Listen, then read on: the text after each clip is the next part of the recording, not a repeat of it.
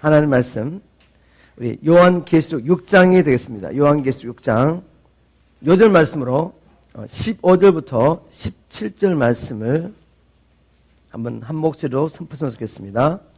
요한계시록 6장 15절부터 17절. 땅의 임금들과 왕족들과 장군들과 부자들과 강한 자들과 각종과 자주자가 굴과 산바의 틈에 숨어 산과 바에게 이르되 우리 위에 떨어져 보좌에 앉으신 이의 나체스와 어린 양의 진노를 가리우라. 그들의 진노의 큰 날이 이르렀으니 누가 능히 서려 하더라. 오늘 우리 계시록 6장 말씀을 통해 누가 능히 서려 라는 제목으로 말씀을 나눴으면 좋겠습니다. 오늘 말씀 다 나누고 난 다음에 우리가 이 질문에 대해서 답변할 수 있기를 원합니다. 하나님이 이 땅에 공의의 심판을 베풀 때 우리가 어떻게 설 수 있겠습니까?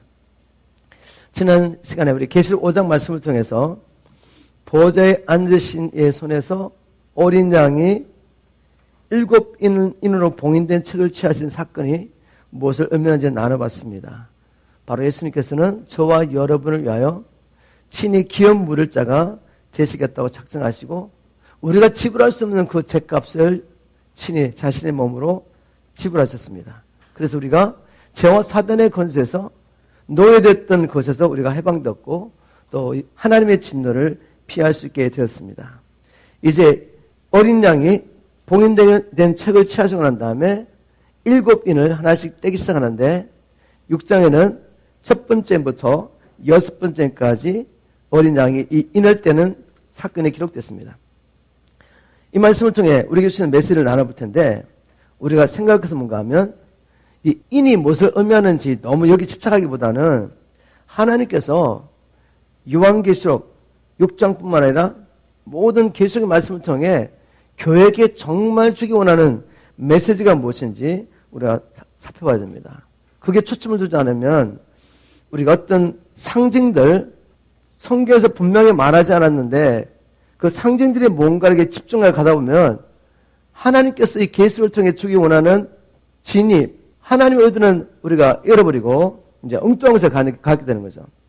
그래서 오늘 이 말씀을 통해 하나씩 하나씩 풀어볼 때 혹 우리가 이해가 되지 않는 부분 또 여러분이 동의가 되지 않는 부분이 있다 할지라도 성경의 전체적인 특별히 계시로 주신 이 맥을 따라서 한번 살펴봤으면 좋겠습니다. 계시록을 주시는 목적은 다른 것이 아닙니다.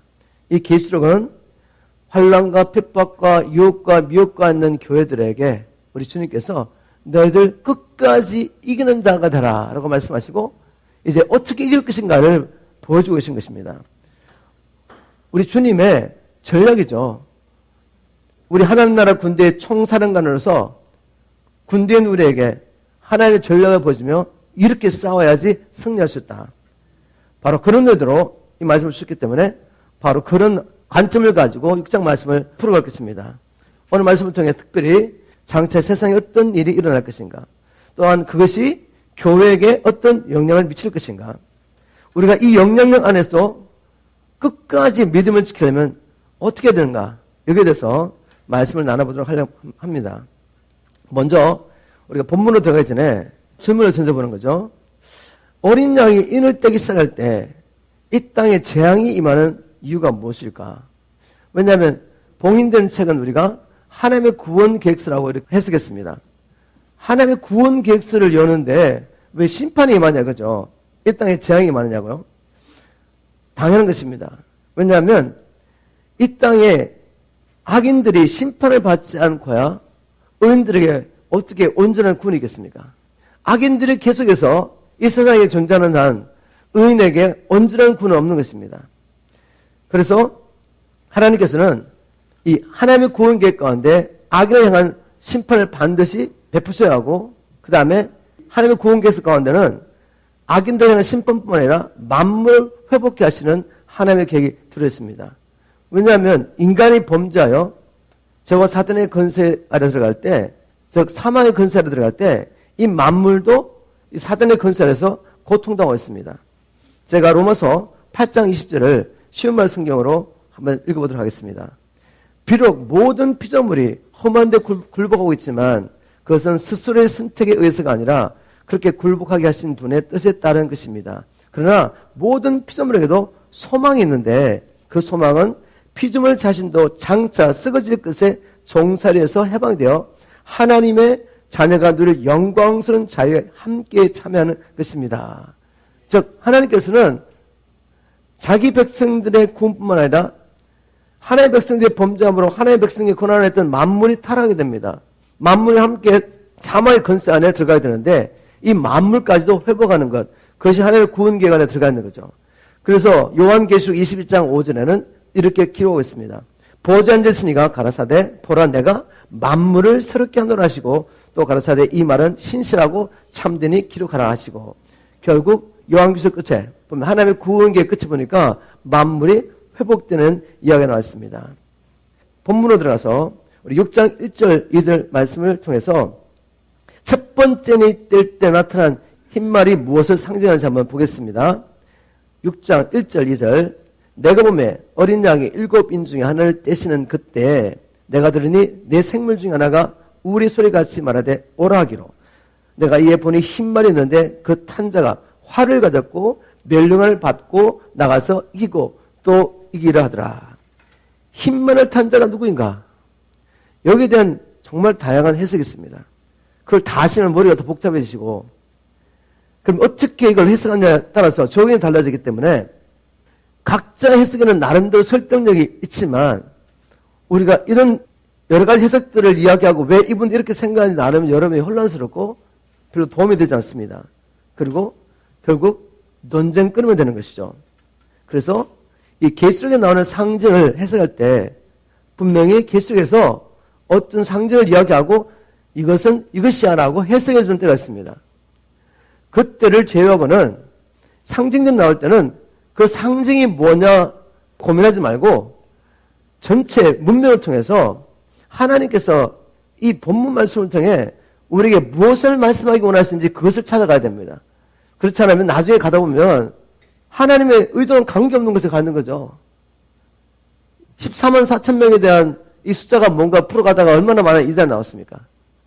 그게 초점이 아닌데 그래서 오늘도 우리가 이 상징을 풀어갈 때 전체 문맥 가운데 풀어가는 것이 따라오시면 우리에게 큰 유익이 있을 것입니다. 말씀을 통해 결국 우리가 힘을 얻고 이기는 자가 되는 것이 목적이죠. 맞습니까?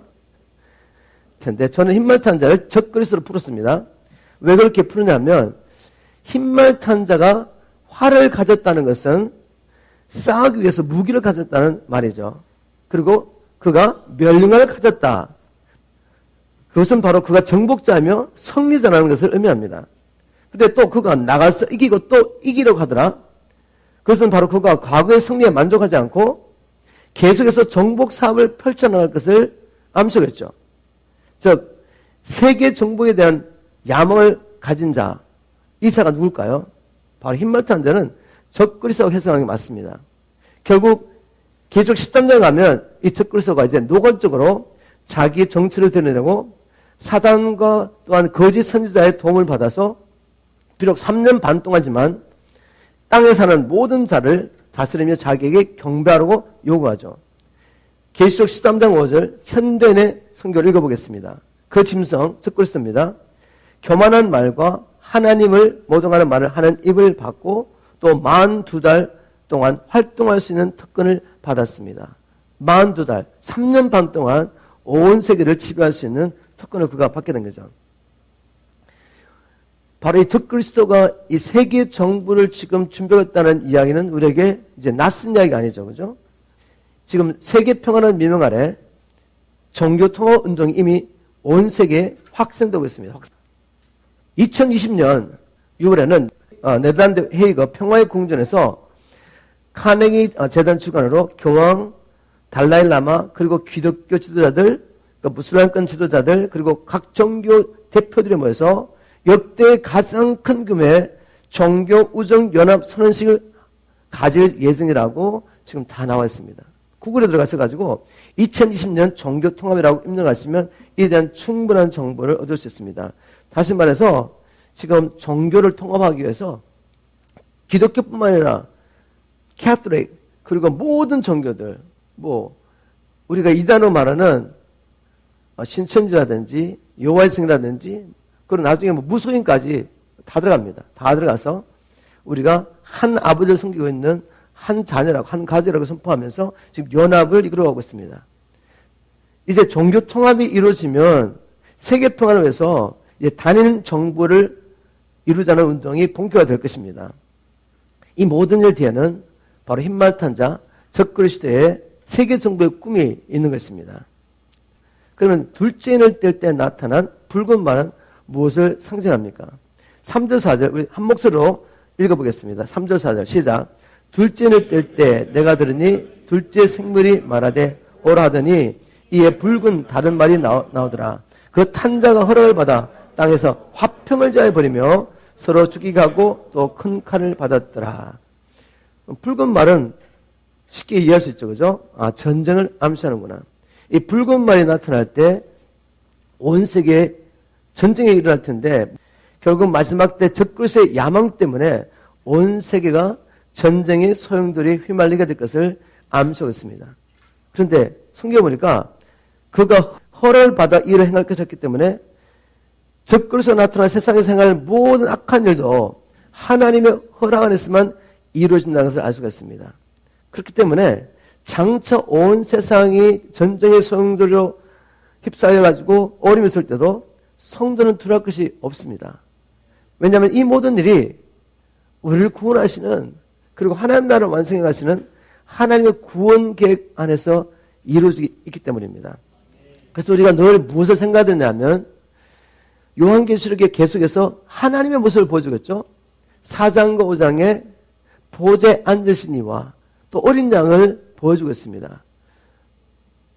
보좌에 앉으신 어린 양이 네 생물과 24 장로들과 셀 수 없는 수많은 천사들에게 영광과 존귀를 받으시고 또 열방 가운데 여러 나라 말과 여러 민족 가운데서 구원받은 성도들이 하나님을 찬양하며 하늘과 땅과 바다와 땅 안에 있는 모든 만물이 주님을 찬양하는 모습을 보여줬습니다.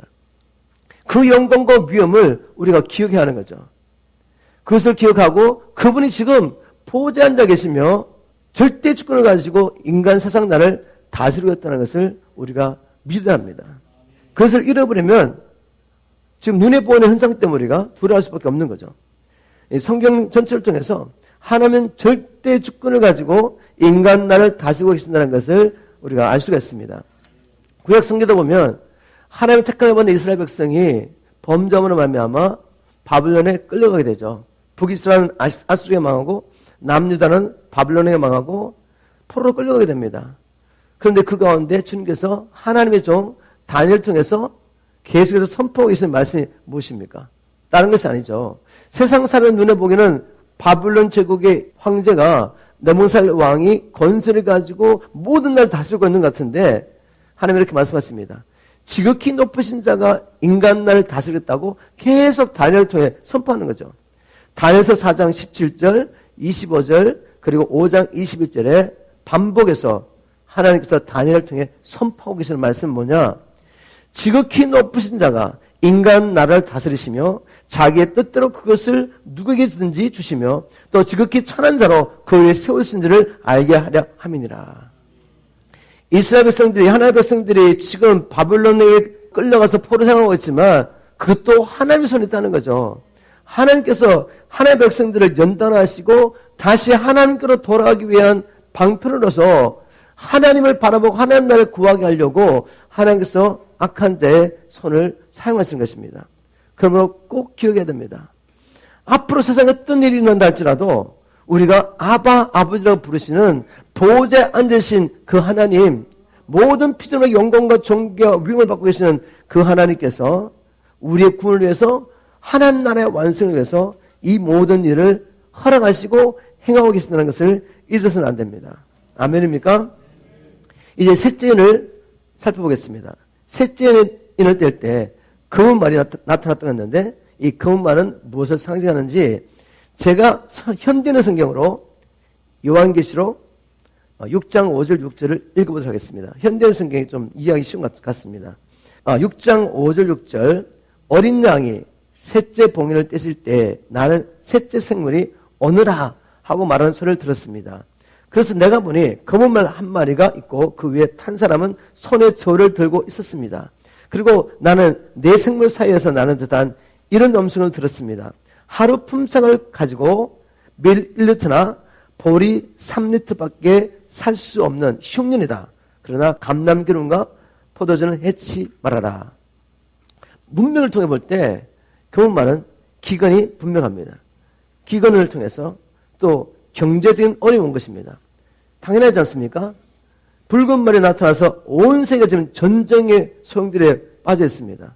그럼 뭐 경제가 돌아가겠습니까? 농사를 지을 수가 있겠습니까? 온 세상이 전쟁에 휩싸이고 나중에 극심한 기근이 또 땅에 임할 것을 말씀하고 계신 거죠. 그때는 먹거리가 얼마나 귀한지 한 데나리온, 즉 한 사람의 하루 품삯으로 밀 한 대밖에 살 수 없다고 합니다.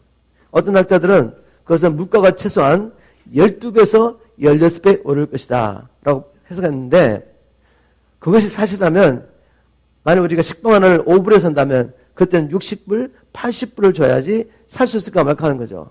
근데 제가 생각하기로는 그보다도 경제 사정이 더 심각할 것 같습니다. 바로 이런 때 적그리스도는 장차 먹고 마시는 것을 통해서 온 세상을 통제할 것이라고 성경은 예언하고 있습니다. 우리가 육신의 몸을 가지고 이 땅에 살고 있는데 가장 기본적인 게 무엇이겠습니까? 먹고 마시는 거 아니겠어요? 이 먹고 마시는 문제가 해결되지 않으면 생존의 위협을 받는 것입니다. 그런데 성경은 장차 적그리스도가 먹고 마시는 걸 통해서 온 세상 사람을 다스릴 것이라고 예언하면서 부자나 가난한 자나 관계없이 오른손이나 이마에 짐승의 표를 받지 않으면 아무도 살 수도 팔 수도 없다고 이렇게 예언하고 있습니다. 그런데 또 성경은 누구든지 짐승의 표를 받는 자는 유황불의 심판을 피할 수 없다고 경고하면서 성도들에게 이렇게 말합니다. 성도들에게 인내하는 믿음이 필요하다. 그러면 우리가 이런 시험일 때도 어떻게 끝까지 믿음을 지킬 수 있습니까? 여러분 잘 들으셔야 돼요. 이게 언제 일어날지는 모르지만 우리가 살아야 할 때 일어날 수도 있고, 그리고 지금부터 이런 일이 일어났을 때 우리가 믿음을 발휘할 수 있도록 믿음을 훈련해야 합니다. 이 믿음이라는 게 한순간에 생기지 않습니다. 용사가 한순간에 되지 않는다는 거죠. 신앙의 승리자가 하루아침에 탄생하지 않습니다. 우리가 거듭나야 하지만 이제 우리가 잘해야 하는 것입니다. 그러기 위해서는 지금부터 이런 때가 올 것을 바라보면서 지금부터 믿음의 훈련을 해야 합니다. 주님 말씀에 귀를 기르고 지금부터 주님 말씀에 따라 사는 훈련을 해야 합니다. 우리 예수님께서 마태복음 6장 31절 33절의 말씀을 통해서 제자들에게 뭐라고 말했습니까? 그때나 지금이나 먹고 마시는 일 때문에 사람들은 염려하며 걱정하며 살며 그로 말미암아 누구의 통제를 받느냐? 이 세상 임금의 통제를 받게 됩니다. 그래서 주님 이렇게 말씀하시는 거죠. 그러므로 염려하기를 무엇을 먹을까? 무엇을 마실까? 무엇을 입을까? 하지 말라. 왜요? 이는 다 이방인들이 구하는 것이라.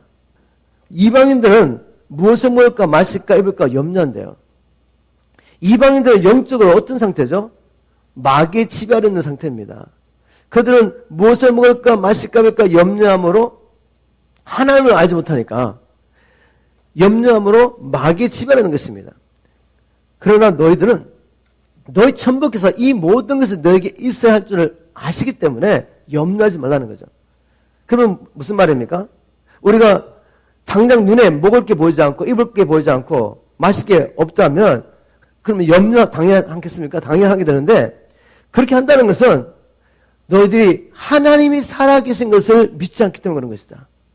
그 하나님은 실제적으로 살아계시고 하늘과 땅과 거기 충만한 모든 것을 다스리고 계신 살아계신 하나님이시고 그분이 너희 아버지. 근데 너희들이 당장 눈에 보이는 것, 먹을 거, 마실 거, 입을 게 보이지 않는다고 염려한다는 것은 그것은 불신이죠, 불신. 맞습니까, 여러분? 만일 여러분이 이 땅에 대통령인 트럼프의 자녀라고 한번 생각해 보십시오. 트럼프의 자녀. 대통령의 자녀입니다. 근데 대통령의 자녀가 먹을 거, 입을 거, 마실 거 염려한다고 생각한다면 어떻게 되겠습니까? 정신없는 이야기죠. 자기 아버지 옛날에 대통령인데 그런 게 없겠지만 미국에 있는 사람들이 절반이 다 굶어 죽어도 대통령 집에는 먹을 게 있는 것입니다. 맞습니까? 이 땅에 4분의 1의 사람들이 먹을 게 없어 죽는다 그래도 우리 아버지 하나님이 하늘과 땅과 거기 가득한 모든 걸 통치하시고 다스리시는 하나님이시라면, 그리고 그분이 전능하신 하나님이라면 왜 자기의 자녀, 자기 아들의 생명 주고 산 우리 자녀들에게 먹을 것을 준비하지 않겠습니까? 이건 믿음의 문제, 믿음의 문제. 이 믿음을 가지고 있지 않으면 결국 먹고 마시는 문제 때문에 적그리스도의 통제 안에 들어갈 수밖에 없는 것입니다. 그렇지 않습니까? 지금부터 우리가 먹고 마시는 일에 대해서 염려하지 않고 하나님께 맡겨드리고 주의 나라 의를 구해야 되는데 먹고 마시는 일 때문에 자꾸 묶여서 못하는 거죠. 그렇다면 앞으로 그런 일이 났을 때 적그리스도가 나타나서 정말 먹을 게 없습니다. 마실 것이 없습니다. 표를 받지 않으면 아무것도 살 수가 없어요. 그럴 때 어떻게 하시겠어요? 여러분 먹고 살려고 표 안 받겠습니까? 안 할 것 같습니까? 지금부터 우리가 믿음 준비하셔야 합니다. 저는 말씀을 통해서 이렇게 선포하셨습니다. 하나님의 나라에 들어가려면 우리가 반드시 먹고 마시는 문제에 대해서 하나님을 신뢰하는 뭘 배워야 한다. 제가 그렇게 말할 때는 성경적인 근거가 있는 것입니다. 마태복음 6장을 통해서 충분히 그렇게 말씀드릴 수 있지만 구약의 예를 한번 보시죠. 구약의 예. 하나님께서 왜 애굽에서 자기의 능력으로 건지신 주의 백성들을 40년 동안 물도 없고 양식도 없는 광야의 길을 걷게 하셨습니까? 이유가 있다는 거죠. 이유. 무슨 이유? 신명기 8장 2절을 제가 읽어보겠습니다. 신명기 8장 2절. 내 하나님 여호와께서 이 40년 동안에 너로 광야의 길을 걷게 하신 것을 기억하라. 이는 너를 낮추시며 너를 시험하사 내 마음이 어떠한지 그 명령 지키는지 아니 지키는지 알려 하심이라. 한마디로 말하면 이스라엘 백성들이 하나님을 믿는지 안 믿는지 보고 싶었던 거죠. 너희들 나 믿냐? 믿는다면 순종해야죠. 이걸 테스트한 것입니다. 그런데 이스라엘 백성들 가운데 애굽에서 나온 사람들 가운데 거의 대부분의 사람들이 하나님을 믿지 않습니다.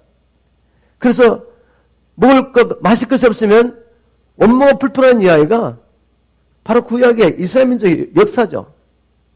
홍해를 건너는 사건을 통해 크신 구원을 경험합니다. 하나님이 초자연적으로 홍해를 가르시고 이스라엘 백성들은 마른 땅같이 걷게 하시고 그들을 쫓아는 애굽의 군사들은 다 물로 수장하셔서 멸하셨죠. 그 사건이 있고 난 다음에 이스라엘 백성들이 구원에 감격해가지고 소고를 치고 춤을 추며 하나님을 찬양합니다. 그런데 3일 만에 그 믿음이 사라져버려요. 3일 만에 물이 없다고 하나님을 원망합니다. 출애굽기 15장 22절 제가 한번 선포하겠습니다. 모세가 홍해에서 이스라엘을 인도하며 그들이 나와서 수르 광야로 들어가서 거기서 사흘 길을 행하였으나 물을 얻지 못하고 24절에 보니까 백성이 모세를 대하여 원망을 거르되 우리가 무엇을 마실까 하며 3일 전에 하나님의 놀라운 구원을 경험했어요. 초자연적인 일이죠, 이거는. 그렇다면 하나님이 이스라엘 백성들을 하나님의 약속대로 건져내셔가지고 여기까지 인도했다면, 그리고 하나님의 구원의 역사를 다 봤잖아요. 경험했잖아요. 그럼에도 불구하고 3일 동안 물이 없다고 하나님을 원망합니다. 하나님이 정말 원망하고. 우리는 안 그럴 것 같습니까? 3일 동안 광야에 한번 걸어보십시오.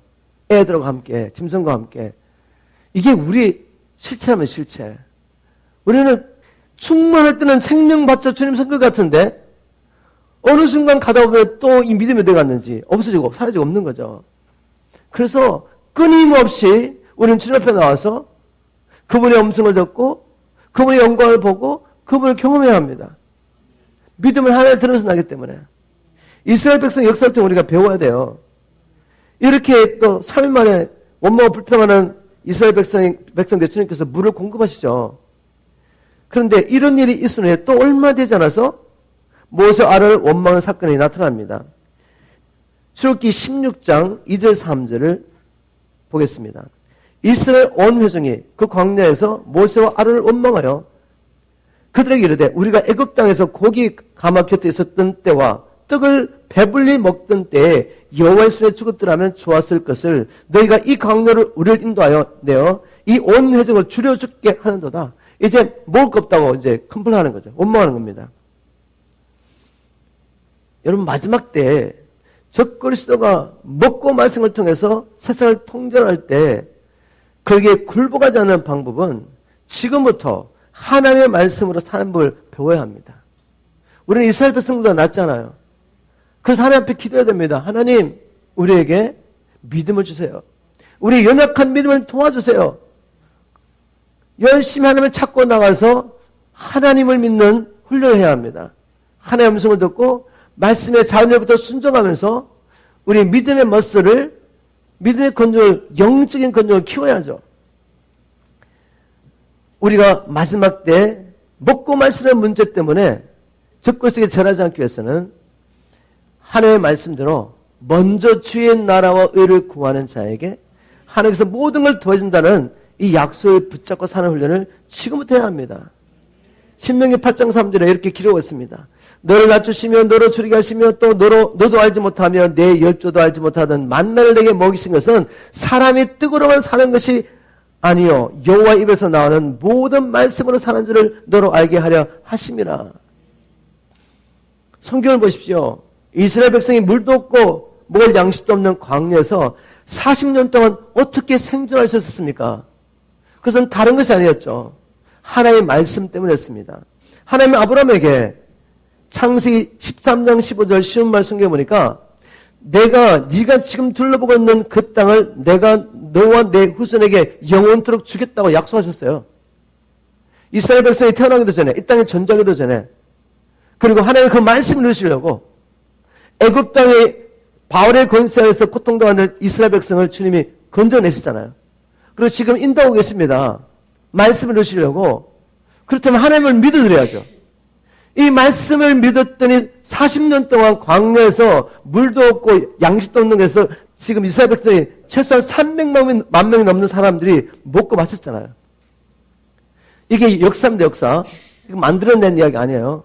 그렇다면 하나님께서 앞으로 장차 어떤 어려움이 있다 할지라도 주의 나라 의를 구하는 하나님의 백성들을 먹이지 않겠습니까? 그걸 지금부터 연습하셔야죠. 지금부터. 그때가 적그리스도 통치하면서 내가 이길 수 있을까? 이렇게 추측하지 마시고 지금부터 여러분의 우선순위가 어딘지 보시란 말이죠. 주의 나라와 의를 구하는 하나님의 백성으로 살고 있습니까? 아니면 그렇게 생각하고 있는데 현실적으로 우리가 볼 때 자꾸만 주님 나라와 의를 구하는 것은 뒷전을 하고 눈에 보이는 일을 쫓아가다 보면 어디까지 쫓아가시겠어요? 하나님께서 이 말씀을 통해 우리를 깨워주시고 지금부터 우리의 우선순위가 주의 나라와 의를 구하는 것이 되기를 주님을 축복합니다. 그렇지 않으면 이스라엘 백성들처럼 먹고 마실 문제에 걸려서 하나님을 배반하는 일이 생기지 않겠습니까? 이스라엘 백성이 일어났던 일이에요. 역사를 통해 배우십시오. 그리고 이렇게 기도합시다. 하나님, 우리 연약한 믿음을 도와주십시오. 내가 주님의 나라 의를 구하는 하나님의 친백성으로 살게 도와주십시오. 이제 넷째 날 보겠습니다. 넷째 날 뜰 때 청황색 말이 나타났는데 청황색 말은 무엇을 상징합니까? 7절, 8절 또 한 목소리 한번 읽어보겠습니다. 시작. 넷째 날 뜨실 때 내가 넷째 생물의 음성을 들으니 가로되 오라 하기로 내가 보매 청황색 말이 나타나는데 그 탄자 이름은 사망이니 엄부가 그 뒤를 따르더라. 저희가 땅 4분의 1의 건설을 얻어 검과 흉령과 사망과 땅의 짐승으로 죽이더라. 문맥을 통해서 보면 청황색 말은 죽음을 상징합니다. 당연하죠. 전쟁이 있었습니다. 그리고 기근이 왔습니다. 바로 전쟁과 기근을 통해 하나님은 이렇게 예언하고 있습니다. 땅의 4분의 1의 사람이 죽게 될 것이다. 이건 엄청난 일입니다, 여러분. 전 세계적으로 인구의 4분의 1이 죽음을 당한다는 거죠. 2019년 7월 10일 기준으로 세계 인구는 77억을 훨씬 넘었습니다. 2025년에는 80억을 돌파할 것이라고 하는데 이런 추세라면 최소한 18억에서 20억의 인구가 이 재앙으로 죽게 됩니다. 그런데 무서운 것은 청황색 말과 함께 사망만 따른 것이 아니라 음부가 따랐대. 음부가 뭐죠? 지옥이 따르고 있었다는 거죠. 이 말은 그 인구 4분의 1이 20억이나 되는 사람이 죽고 난 다음에 천국 가는 게 아니라 지옥으로 떨어진단 말이죠. 엄청난 일입니다. 엄청난 일. 그러나 이러한 장에 있을 때도 우리가 기억할 것은 무엇이죠? 이런 엄청난 장도 악인을 심판하시고 의인을 구원하시는 하나님의 구원 계획 아래 있다는 거죠. 하나님의 공의의 심판입니다. 하나님은 지금 우리에게 은혜를 베푸시지만 하나님은 기다리시다가 이제 때가 차시면 공의를 베풀 수밖에 없어요. 하나님이 악인이 죽는 것을 기뻐하지 않습니다. 악인도 회개하고 돌아오므로 살기를 원하시죠. 우리도 악인이었지 않습니까? 악인이었던 우리를 살리려고 주님이 독생자 예수 그리스도를 우리가 지불할 수 없는 죄값을 지불하도록 구원의 길을 마련하셨단 말이죠. 이 진리의 사랑을 거부하는 거죠, 사람들이. 그리고 결국은 끝까지 하나님을 대적하다가 하나님의 심판을 받고 육신의 죽음뿐만 아니라 영원한 죽음을 죽게 되는 것입니다. 근데 한 가지 기억할 것은 이 일도 하나님이 건설을 줬기 때문에 하셨다는 거죠. 우리 의인들은 하나님의 손에 안에 있기 때문에 끝까지 하나님을 신뢰하시기를 주님으로 축복합니다. 자, 다섯째 인을 뗄 때 또 어떤 일이 일어났습니까?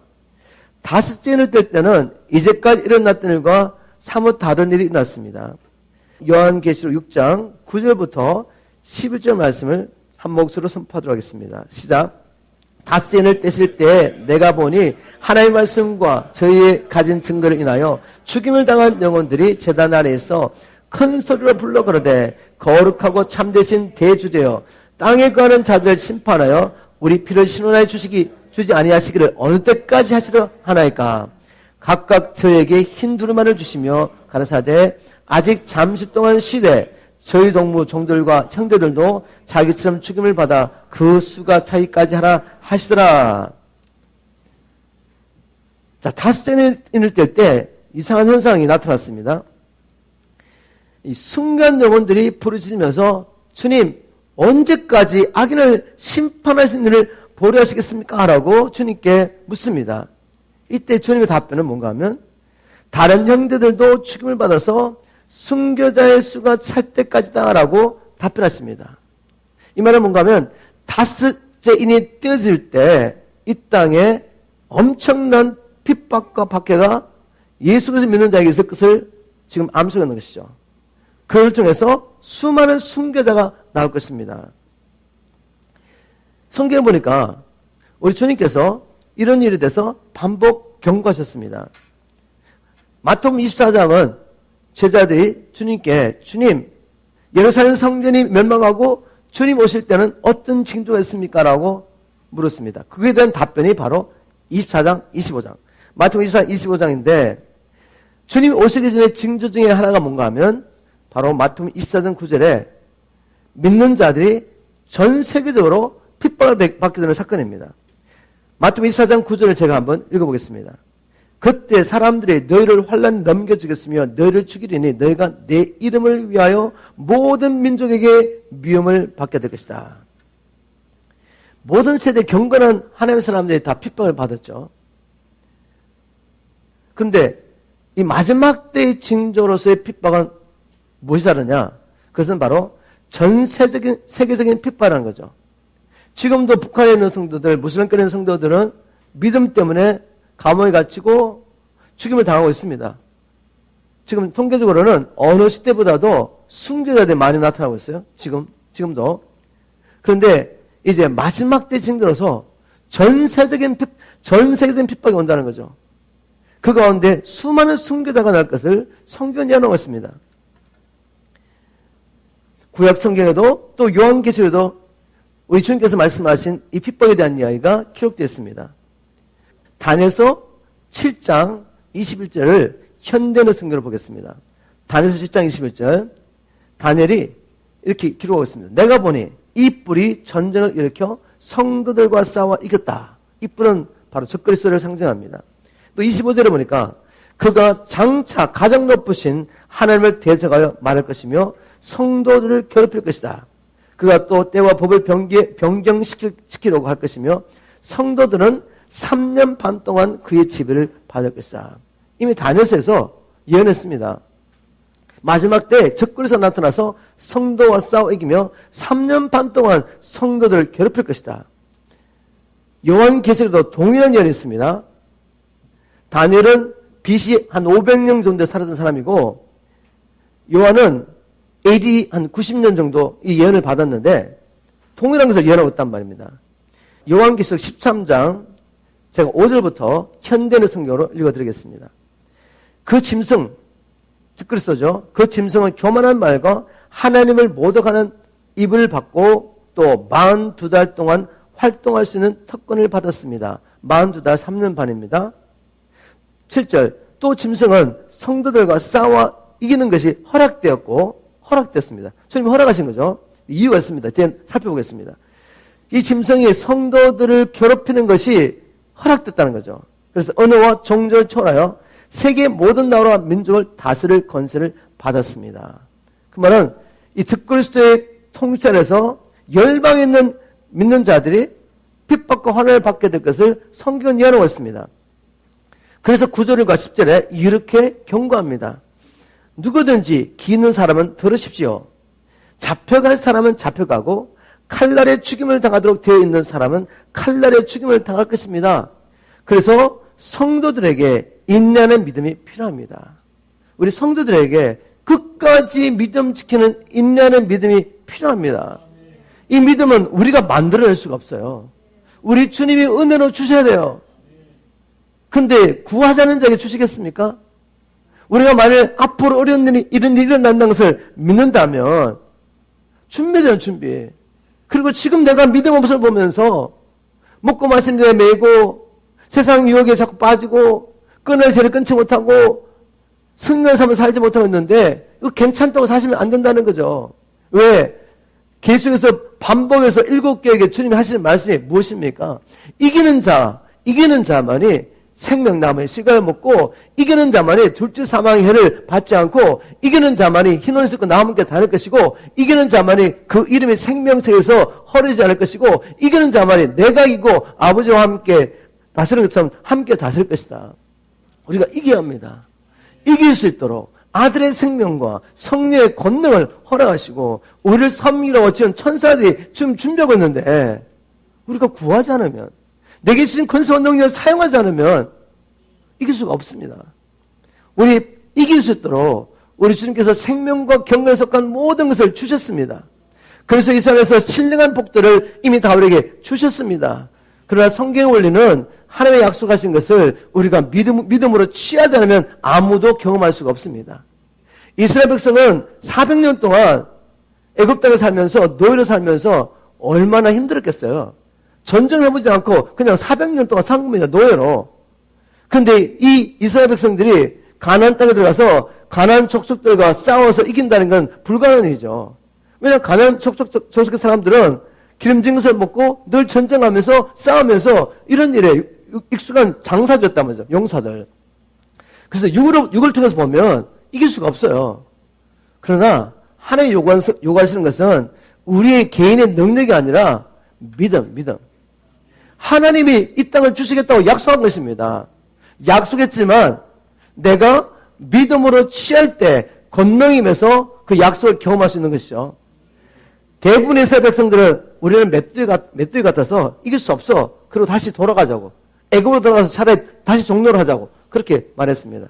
그러나 갈렙과 여호수아만 마음이 달라서 전심으로 주님을 쫓았습니다. 갈렙은 그 당시에 평균 연령이 70인데 강건한 80을 했는데 85세에 할아버지가 칼을 들고 자기에게 주신 헤브론 땅을 취했습니다. 그래서 경험한 거죠. 여러분 똑같은 원리. 우리가 믿음으로 취해야 합니다. 믿음으로 싸워서 이겨야 합니다. 앞으로 이런 일이 날 텐데 이 믿음을 지키기 위해서 우리가 지금부터 훈련하고 믿음을 따라 사는 연습을 해야 되지 않겠습니까? 말씀에 붙잡혀 사는 연습을 해야 되지 않겠습니까? 주님 안에 거하는 훈련을 지금부터 해야 하는 것입니다. 그러면 하나님께서 왜 성도들에게 마지막 때 3년 반의 시간 동안이지만 이 적그리스도의 통치하에서 핍박과 환난을 받게 하시느냐? 그것은 성도들에게 유익하지 않다면 아버지 하나님이 이 일을 허락하지 않겠죠. 그죠? 성경에 보면 이유가 있습니다. 왜 이런 핍박과 환난을 허락하시느냐? 결국 주님의 백성들, 신부들을 거룩하고 정결하게 준비하시기 위해서, 그리고 육체에 남은 때를 하나님의 뜻을 따라 살게 하기 위해서 마지막 날 하나님 나라에 넉넉하게 들어가게 하시려고 이런 연단의 시간을 예비하신 것입니다. 다니엘서 12장 10절을 보겠습니다. 현대의 성경입니다. 다니엘서 12장 10절. 시련과 박해를 통해서 많은 사람이 연단을 받아 정결하게 될 것이다. 악한 사람은 계속 악을 행할 것이다. 악한 자는 아무것도 깨닫지 못할 것이며 오직 지혜로운 자만 깨달을 것이다. 바로 우리를 시련과 박해를 통해서 연단하고 정결케 하기 위해서 베드로전서 4장 1절 2절도 이렇게 기록하고 있습니다. 그리스도께서 이미 육체의 고난을 받으셨으니 너희도 같은 마음으로 갑옷을 삼으라. 이는 육체의 고난을 받은 자가 죄를 거쳤음이니 그 후로는 다시 사람의 정욕을 쫓지 않고 오직 하나님의 뜻을 쫓아 육체의 남은 때를 살게 하려 함이라. 여러분, 구원받은 우리가 오늘은 구원받았으니까 내가 육체로 어떻게 살든 관계없어, 그렇게 살면 안 되십니다. 왜냐하면 성경은 그렇게 살면 하나님 나라에 들어갈 수 없다고 기록하고 있기 때문에. 바울은 우리가 오직 믿음으로 구원을 받았다고 로마서에서 이야기했습니다. 그리고 로마서 8장 1절에 그러므로 그리스도 예수 안에 있는 자는 결코 정죄함이 없다고 선포했죠. 그럼 끝나면 좋겠는데 그렇게 말하지 않습니다. 13절에 내려가면 우리가 육신으로 살면 반드시 죽을 것이로되 영으로서 성령님을 통하여 육신의 행실을 죽이면 살리라. 그렇다면 하나님께서 믿는 우리에게 죄를 용서하시고 거룩한 성령을 우리에게 보내신 이유가 뭐예요? 이 성령님을 통해서 죄를 이기라는 겁니다. 성령을 통해 죄를 이겨야 되는데 선택은 여전히 우리가 있는 거죠. 우리는 육신을 쫓을 수도 있고 성령을 쫓을 수도 있는 겁니다. 그런데 성령을 받고도 계속 육신의 소유를 따라 산다면 어떻게 된다고요? 죽을 거라고 말하는 거죠. 분명히 성경은 그렇게 말하고 있습니다. 우리 예수님도 뭐라고 말씀하셨죠? 마태복음 7장 21절에 천국 들어가는 기준, 나도 주여 주여 하는 자마다 다 천국 가는 것이 아니라 오직 내 아버지의 뜻대로 행하는 자라에 들어가리라. 이게 주님의 말씀입니다. 선한 일을 행한 자는 생명의 부활로, 악한 일을 행한 자는 심판의 부활로 난다 그랬는데 여기도 선과 악의 기준을 도덕적으로 말한 게 아니죠. 선이라는 것은 하나님의 뜻입니다. 하나님의 뜻. 우리를 창조하신 하나님의 창조의 목적대로 살게 하려고 예수 그리스도를 우리에게 주신 것입니다. 은혜를 구원하시고 주님께서 선포하시는 것이 무엇입니까? 에베소서 2장 8절 9절에도 너희가 그 은혜를 인하여 믿음으로 말미암아 구원을 받았나니 이것이 너희에게서 난 것이 아니라 하나님의 선물이라. 행위에서 난 것이 아니니 이는 아무도 자랑치 못하게 하려 하심이라 라고 말할 때 이 행위는 율법을 온전히 지킴으로 하나님 앞에 의롭다함을 받을 수가 없고 율법을 온전히 지킴으로 하나님 앞에 나와서 창조의 목적을 따라 살 수 있는 육체가 한 사람도 없습니다. 그래서 우리를 은혜로 구원하신 겁니다. 9절까지 끝내시면 안 돼요. 9절까지 읽고 끝나면 안 된단 말이죠. 그럼 왜 이렇게 구원하셨느냐? 우리는 그의 만드신 바라 예수 그리스도 안에서 선한 일을 위하여 칭을 받은 자니 이는 하나님이 전에 비하사 우리를 그 가운데 행하게 하려 하심이라. 하나님 우리를 창조해서 목적했다는 거죠. 그 선한 일이 있는데 그것을 감당할 수 없는 존재로 타락한 겁니다. 이렇게 살다간 진노의 자녀로서 하나님의 진노를 받을 수밖에 없는 거죠. 이런 우리를 사랑하시고 또 하나님의 영광을 위해서 창조의 목적을 따라 살게 하려고 은혜로 구원하신 것입니다. 바로 그렇게 살 수 있도록 우리에게 성령을 보내셨어요. 우리에게 아들의 생명을 주셨습니다. 아들의 권세를 주셨습니다. 우리에게 천사를 보내주셨어요. 그래도 우리가 못 살면 어떡하겠습니까? 우리가 의지를 가지고 하나님을 섬기지 않는 거죠. 하나님은 반드시 자기의 말씀대로 우리를 심판할 것입니다. 그런데 주님 말씀하십니다.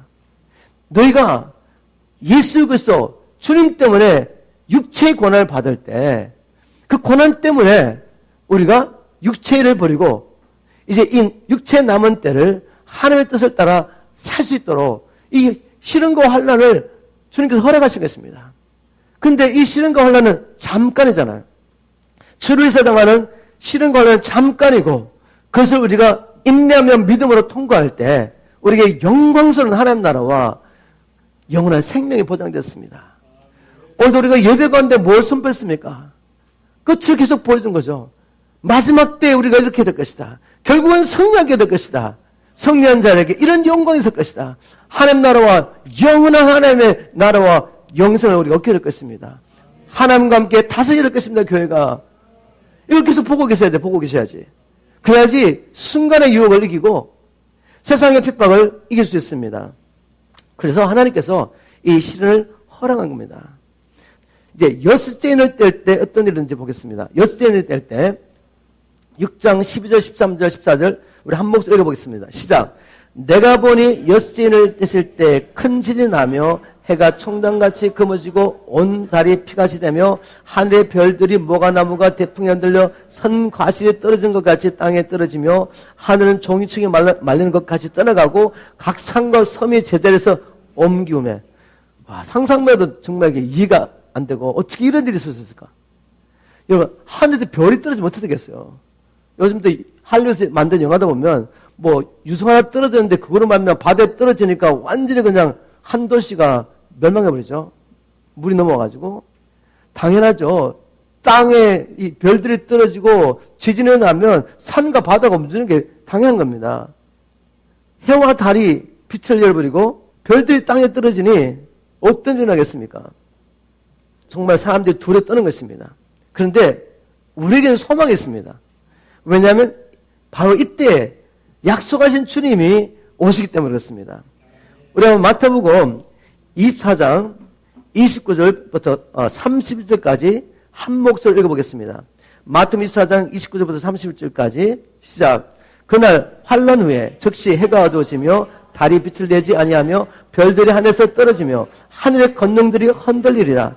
그때 인자의 징조가 하늘에서 보이겠고 그때 땅의 모든 족속들이 통곡하며 그들이 인자가 구름을 타고 능력과 큰 능을 부리라.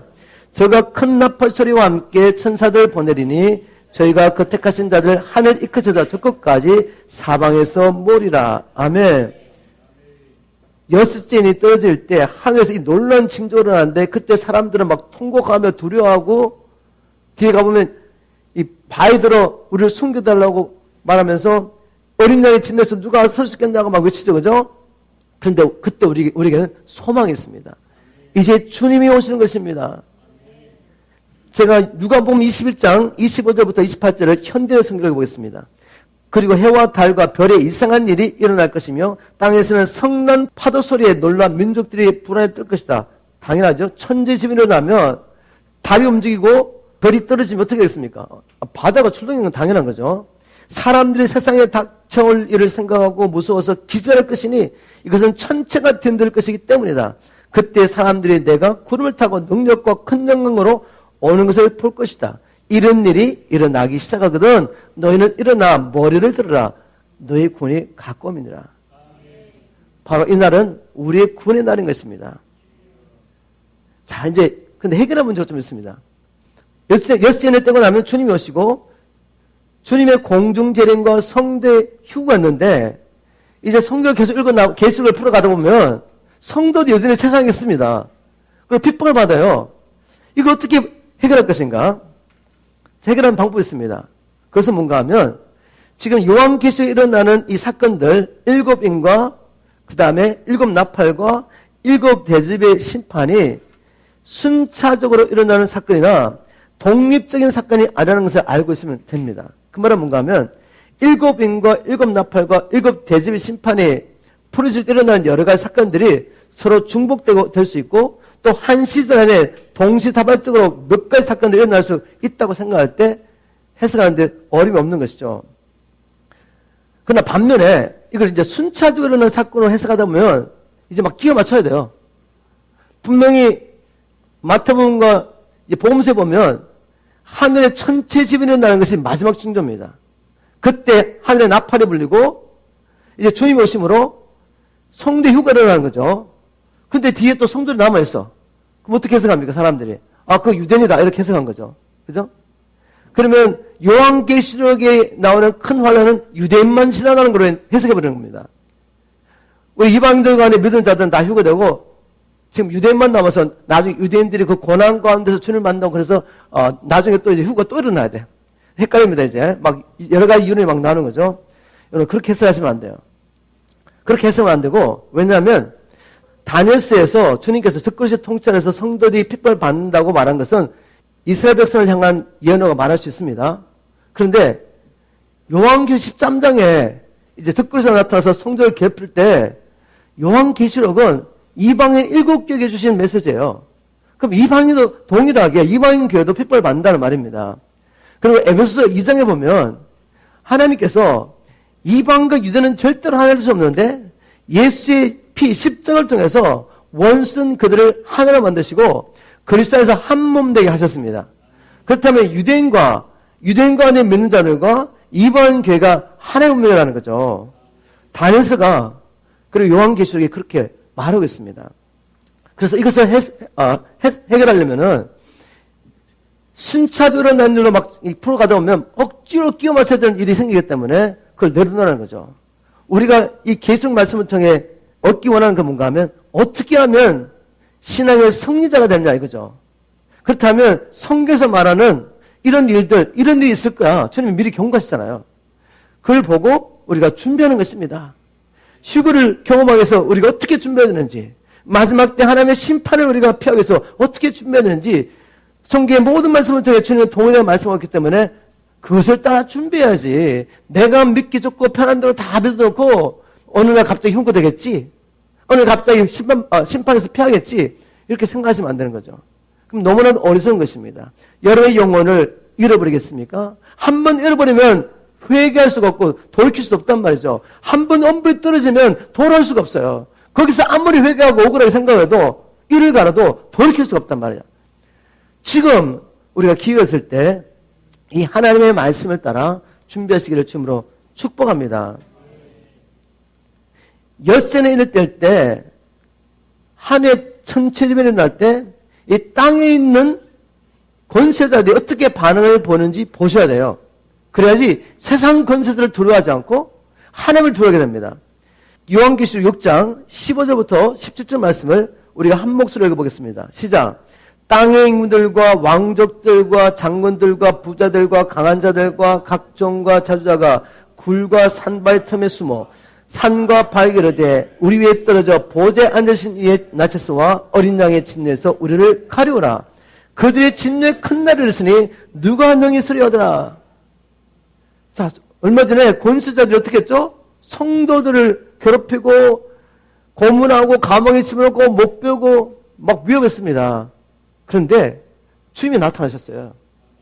주님이 나타나시니까 주님이 심판을 베푸니까 이 권세자들이 두려워가지고 어린 양의 진노를 피하려고 차라리 나를 덮어 나를 죽여달라는 거죠. 이것이 세상의 권세자들입니다. 그들이 이렇게 권세를 부리며 특별히 하나님의 백성들을 핍박하셨는 것은 그들이 하나님을 알지 못하기 때문입니다. 그래서 우리가 권세자를 두려워하는 것이 아니라 하나님을 두려워야죠. 우리 주님께서 이런 맥락에서 마태복음 10장에서 이 말씀 하시죠. 마태복음 10장에 제자들을 보내면서 너희들이 세상에서 환난과 핍박을 받을 것이다.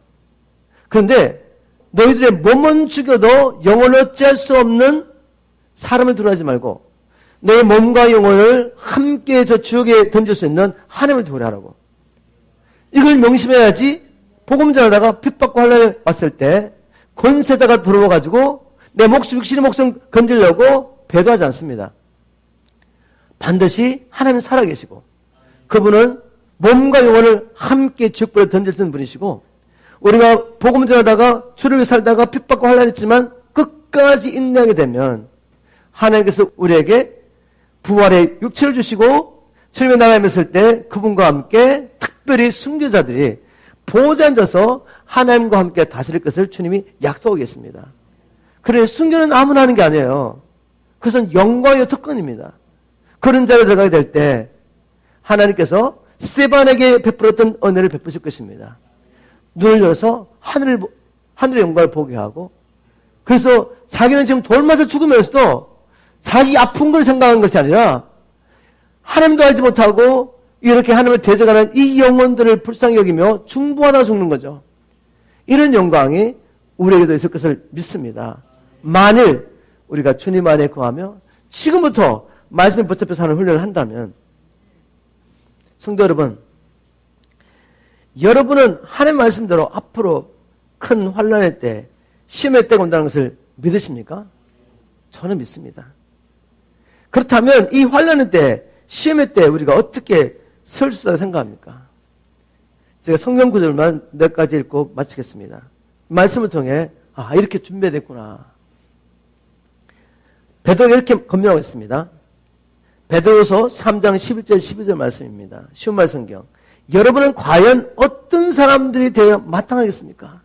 이런 일이 난다면 여러분은 과연 어떤 사람이 되어 마땅하겠습니까?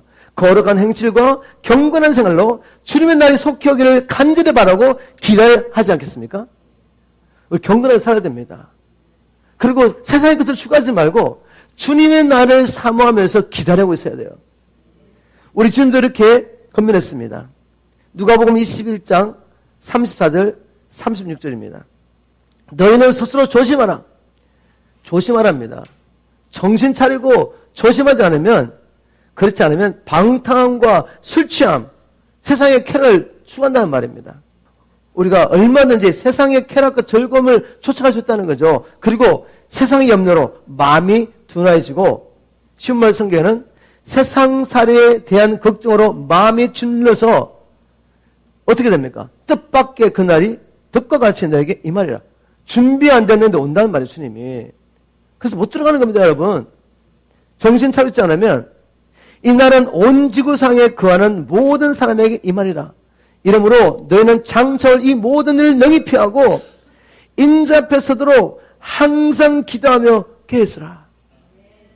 항상 기도하며 깨어있으기를 주님으로 축복합니다. 제가 이렇게 질문했죠. 누가 능히 서리요? 설 수 있는 사람은 한 사람입니다. 주님을 신뢰하는 것입니다. 주님을 신뢰하고 주님의 말씀이 생명의 평안과 행복을 믿고 주님의 말씀에 붙잡혀 사시기를 주님으로 축복합니다.